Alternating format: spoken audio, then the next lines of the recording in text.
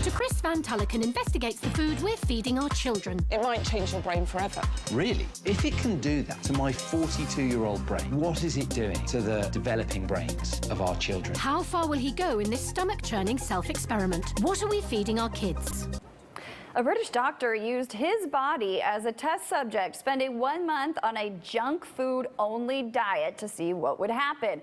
Dr. Chris Van Tulleken lays it all out in the documentary, What Are We Feeding Our Kids? Dr. Tulleken also has a podcast on the subject called Addicted to Food. Yeah, and Dr. Chris Van Tulleken joins us right now. Chris, how are you?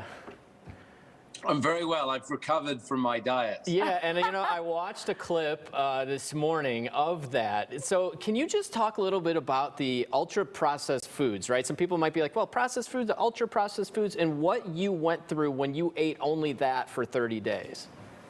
So processed food is fine. Humans have been processing food for thousands of years. Cheese is 8,000 years old. What's new is ultra-processed food. It's a particular scientifically defined category of food. It's basically anything wrapped in plastic with an ingredient that you don't have in your kitchen. Soy lecithin, guar gum, xanthan gum, sweeteners, preservatives, humectants, stabilizers, all these things that are everywhere in our food. And it's not just the obvious junk. There's a lot of health food that is also ultra-processed. This is the single cause of the global obesity pandemic. Is the single in the US and the UK especially. The US and the UK have very mirrored diets. So most people in the US get most of their calories from ultra-processed food. And I can see on the screen there, we're showing lots of pictures of sort of classic chocolate bars, but it's health bars too. It's health food. It's a lot of salad dressings. It's most of what we eat, including all the kind of fancy stuff that maybe I was eating before.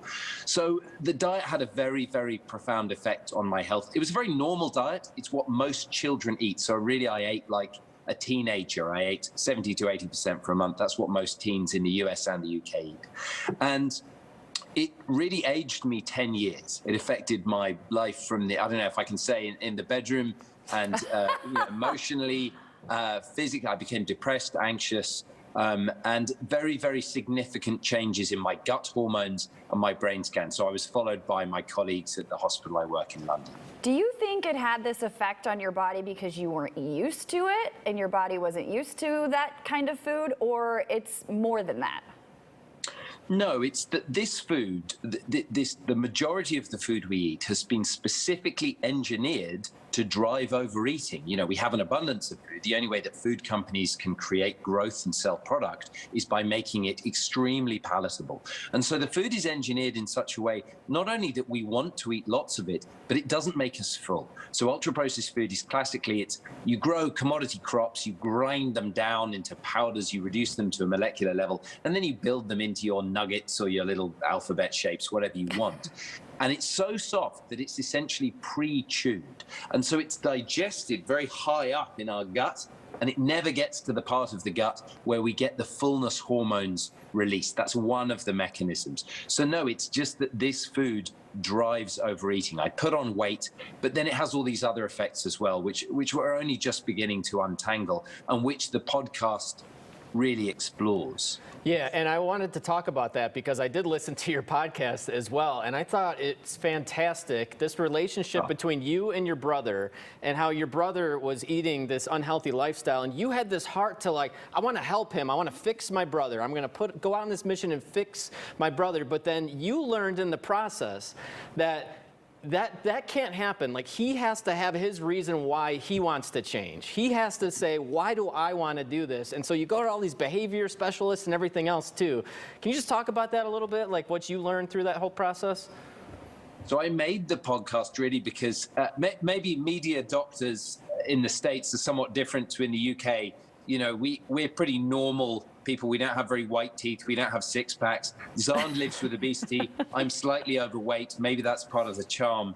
But it's been a burden in our family for a decade. In fact, he put on the weight when he moved to the States. He was in Boston doing his medical training there. And so I've been nagging him for a decade. And so for him to lose the weight would be to lose a 10-year argument with me, really. And so the behavioral psychologists were amazing at explaining how I was in the way. And many of your viewers will be in families where either someone is nagging them to lose the weight or they are nagging someone else to lose the weight. Most of us in the UK and in the US are technically overweight or living with obesity. And so for me, it was really transformative. The basic advice was that kind of wisdom from Frozen, let it go. And so by releasing my anxiety about Zahn's weight, it sort of allowed him to take ownership of it. And that was the most transformative thing about the podcast. It's built around my discovery when I ate the food in the program, that as I ate this food, which I loved as a child, it's what we all grew up on, it's the junk cereals, the fried chicken, the fast food. As I interviewed the experts, this one expert in Brazil said to me, Chris, this isn't food. It's an edible substance. It's not food. You mustn't think of it as food. And that kind of stuck in my head, and I stopped being able to eat it. And so the podcast is almost, I want any listeners to eat while they listen. Don't try and quit this food. Just eat mindfully. And as you listen, the podcast tries to perform a little magic trick, which is to stop you wanting to eat it without you ever trying. Well, Chris, thank you so much. You can follow Chris on Twitter and Instagram at Dr. Chris VT. You can also find him on Facebook, and you can check out the podcast called Thorough Examination with Doctors Chris and Zan. Have a great weekend. Thanks for joining us.